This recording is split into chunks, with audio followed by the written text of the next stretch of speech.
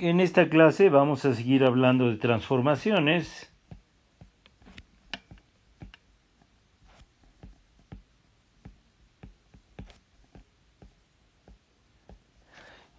Y vamos a decir que vamos a hablar de transformaciones en general.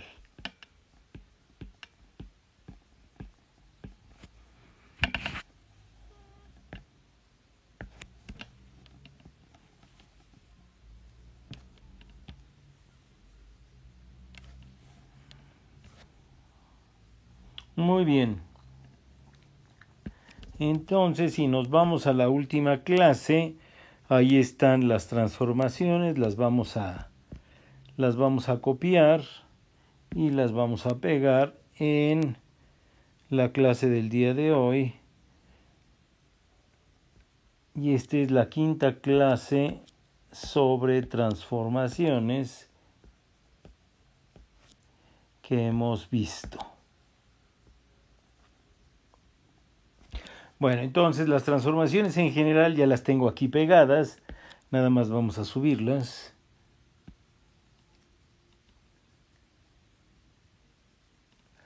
Vamos a subirla.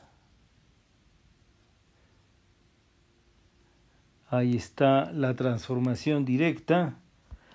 Vamos a subir la transformación inversa y la propiedad que encontramos sobre los coeficientes de las transformaciones. Ahí tenemos las transformaciones en general.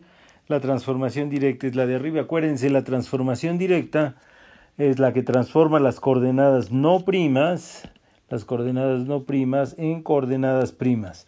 Y la transformación inversa es la que transforma las coordenadas primas a las coordenadas no primas. Eso es muy importante. Sí, las transformaciones se ven igual, pero pues, no son lo mismo. En una pasamos del sistema O al sistema O'. En esta, por ejemplo, pasamos del sistema O al sistema O', y en esta de aquí abajo pasamos del sistema O' al sistema O. Muy bien. Entonces, vamos a escribir la transformación nuevamente aquí. Y decimos que xy' es igual a las sumas desde que j es igual a 1 hasta que vale n de a y j x j. ¿Qué es a y j? Bueno, ya dijimos que a y j era el coseno entre el eje xy' y el eje xj, pero lo vamos a poder calcular de otra manera. Fíjense ustedes que nosotros tenemos sistemas de coordenadas y todos los sistemas de coordenadas, las coordenadas entre sí son independientes. ¿Esto qué quiere decir? Nosotros podemos variar la x y la y y la z pueden permanecer constantes o no. O sea, la variación de una coordenada no implica la variación de las otras coordenadas.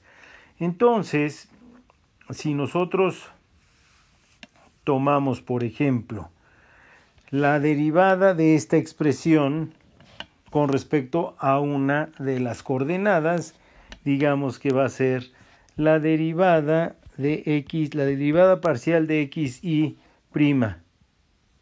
con respecto de x sub k, pues va a ser igual a la suma desde que j es igual a 1 hasta que j es igual a n.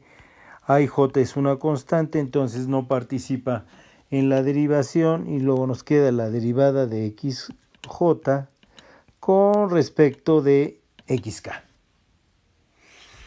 No tiene mayor chiste, tomamos la derivada con respecto de xk de un lado y del otro lado. Ahora, ¿qué les acabo de decir? Les acabo de decir que las coordenadas son independientes entre sí. Entonces, este término de aquí, para un valor de j diferente de k, va a ser igual a 0. ¿Sí? Esto lo podemos escribir formalmente como sigue. Eso es igual a la suma sobre j, desde que j es igual a 1 hasta que vale n, de a y j por la delta de Kronecker jk. Delta de Kronecker. La delta de Kronecker. Y que yo creo que ya la han visto ustedes, la delta de Kronecker, pero si no, pues aquí se las voy a definir. La delta de Kronecker puede tomar dos valores. 0 si j es diferente de k y 1 si j es igual a k. Vamos a ponerla en un cuadrito de color rojo, así como es como un paréntesis cultural. La delta de Kronecker, ahí tenemos nuestro paréntesis cultural y vamos a seguir después del paréntesis cultural con nuestro cálculo, ¿sí? Entonces fíjense que lo que nosotros estamos haciendo es, estamos calculando la derivada de xy con respecto de xk y hemos encontrado que ese es igual a esta suma, la suma sobre j de a y j delta jk. Pero ya sabemos que la delta de Kronecker va a valer 0 en todos los casos, excepto cuando j sea igual a k. Entonces, esta relación que nosotros tenemos ahí va a ser igual a y k. Entonces, fíjense, ya tenemos otra manera de calcular los coeficientes. Tenemos una manera de calcular los coeficientes. El coeficiente a y k, pues va a ser igual a la derivada parcial de xy con respecto de xk. Ahora, no se acostumbra a escribirlo con k, sino con j. Entonces nos queda que a y j es igual a la derivada parcial de xy con respecto de xj. Básicamente lo único que hemos hecho es cambiarle el nombre a la k por j, ¿sí? El nombre de la k que está aquí le pusimos j. ¿Por qué no lo hice con j desde acá? Bueno, no lo hice con j desde acá porque ya teníamos una j ahí, entonces eso nos iba a complicar, nos iba a hacer confuso el cálculo porque iban a aparecer dos jotas y esas dos jotas eran diferentes. Entonces mejor por eso lo hice con otra letra, para que se vea claramente que son diferentes, que estamos sumando sobre la j y luego acá ya nada más le cambio el nombre. Bueno, no les costará mucho trabajo darse cuenta que esto también se puede hacer para la transformación inversa. Vamos a escribir la transformación inversa. La transformación inversa nos dice que xy' es igual a la suma desde j es igual a 1 a n de a y j' por xj. Esa es la transformación, esta está mezclada. La transformación inversa es así, ¿sí? La transformación inversa transforma del sistema primo al sistema no primo. Fíjense, las primas van del lado derecho. En la transformación directa las primas van del lado izquierdo. Ahí está. Bueno, pues aquí hacemos lo mismo. Vamos a tomar la derivada de xy con respecto de xk'.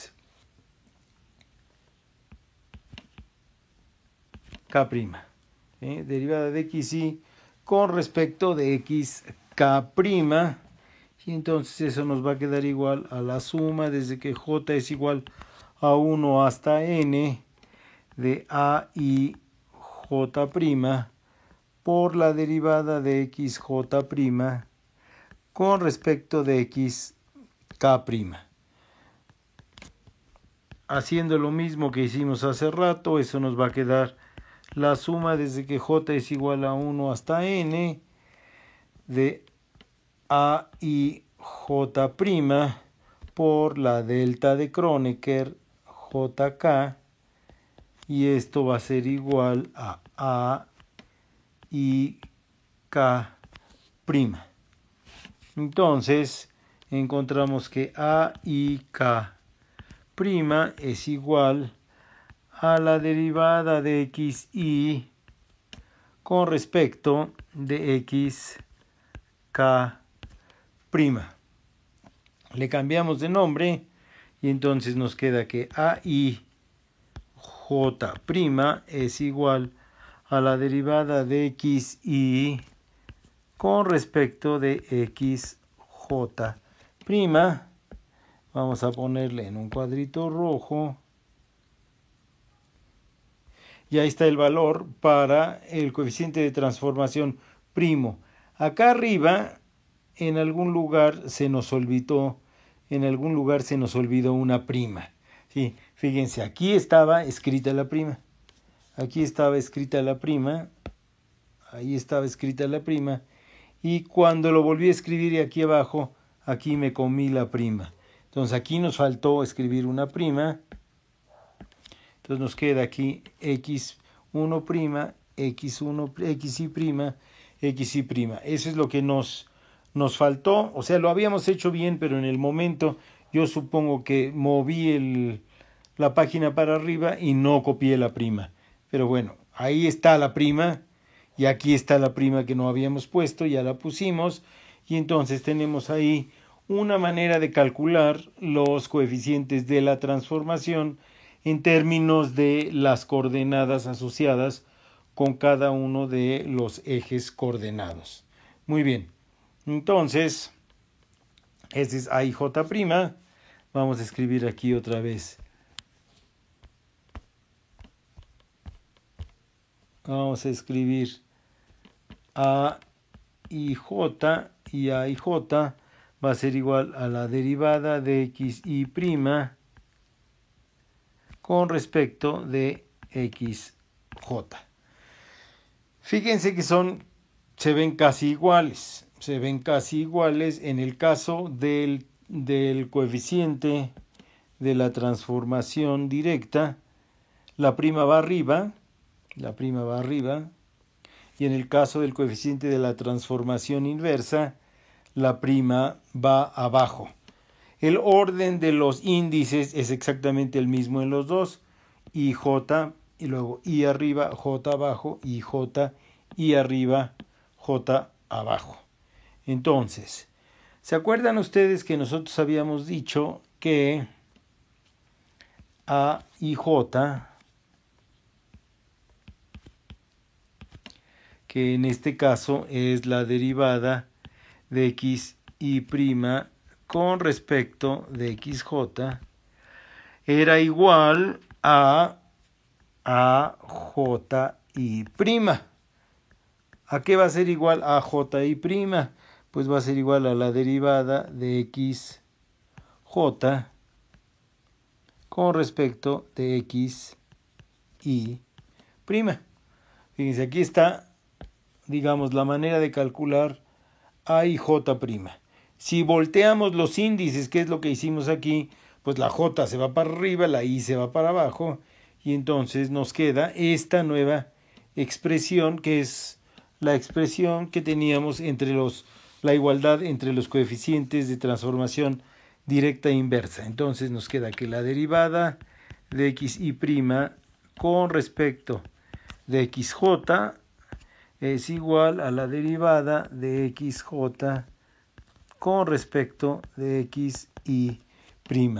Y esa es la misma propiedad de igualdad entre los coeficientes de las transformaciones. Ahora, he estado diciendo mucho derivada y derivada y derivada. Dense cuenta que cada vez que digo derivada quiero decir derivada parcial. Lo que pasa es que es mucho hablar. Entonces tenemos estas nuevas propiedades, esta propiedad de las transformaciones que nos dice que para las transformaciones en general, pues esta es la transformación directa, esta es la forma en que vamos a escribir la transformación directa y esta es la forma en que vamos a escribir la transformación inversa, y sabemos que esta igualdad ocurre. Esta igualdad ocurre, ¿se acuerdan que encontramos esta igualdad? Pues al saber que los coeficientes eran el coseno de un ángulo formado entre los ejes coordenados. Escribimos las transformaciones, le sacamos sus derivadas parciales y encontramos que podíamos expresar los coeficientes de transformación en términos de las derivadas parciales. Este sería el coeficiente de transformación directo y este de acá abajo sería el coeficiente de transformación inverso, y entonces llegamos a esta conclusión, que la derivada parcial de xy' con respecto de xj es igual a la derivada de xj con respecto de xy' para estas transformaciones de las que nosotros estamos hablando. Muy bien.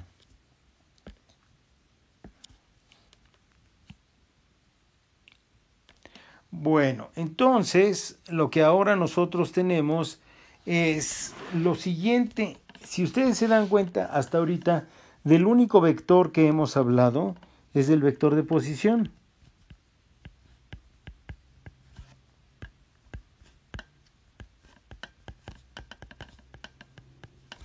Hasta ahorita lo único que hemos hecho es hablar del vector de posición. ¿Qué es lo que hicimos? Bueno, teníamos la posición de un punto, rotábamos ese punto y vimos cómo nos salía la rotación, y hemos generalizado este tipo de rotaciones y lo hemos hecho en forma general. Tenemos las transformaciones generales. Lo que vamos a hacer ahora es, vamos a decir que un ente de este tipo que tiene una serie de componentes, entonces vamos a decir que esta cosa que vamos a llamar vector, un vector que va a ser la suma desde que i es igual a 1 hasta que vale n de la componente i por el vector unitario i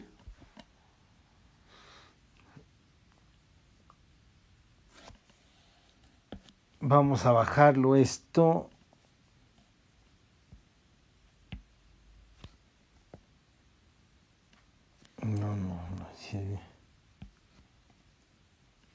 vamos a bajarlo para que no se nos confunda con el vector de posición, porque lo que habíamos dicho ahí, que hasta ahora solamente habíamos hablado del vector de posición y ahora íbamos a hablar de otros vectores.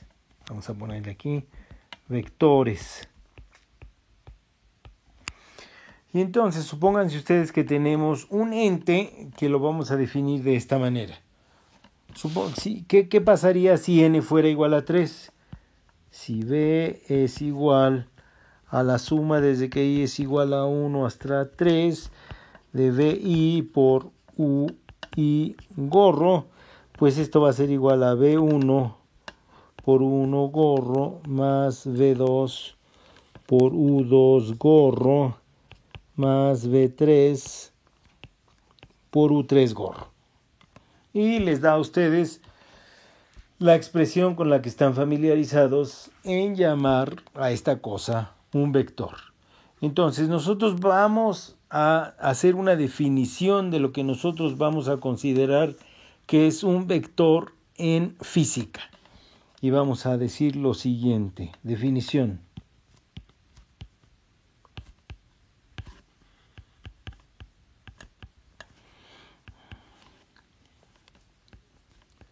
Un objeto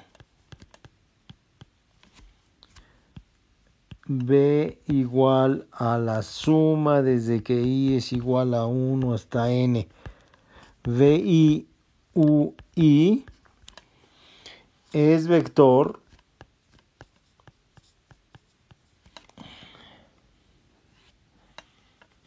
si i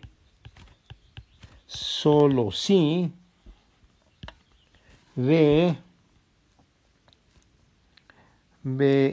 I' es igual a la suma desde que J es igual a 1 hasta N de A y J de J y de I es igual a la suma desde que J es igual a 1 hasta N de ahí J' de J',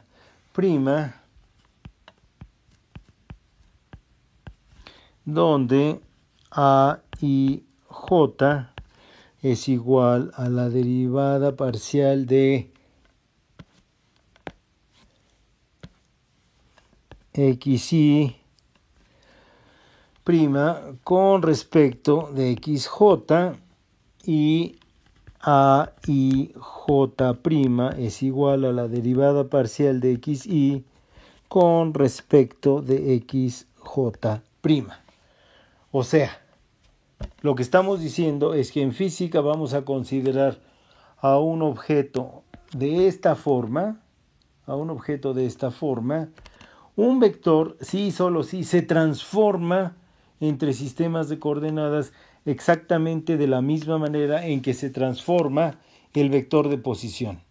Hasta este punto de nuestras clases, ¿sí?, todo lo que hemos dicho de las transformaciones se aplica al vector de posición.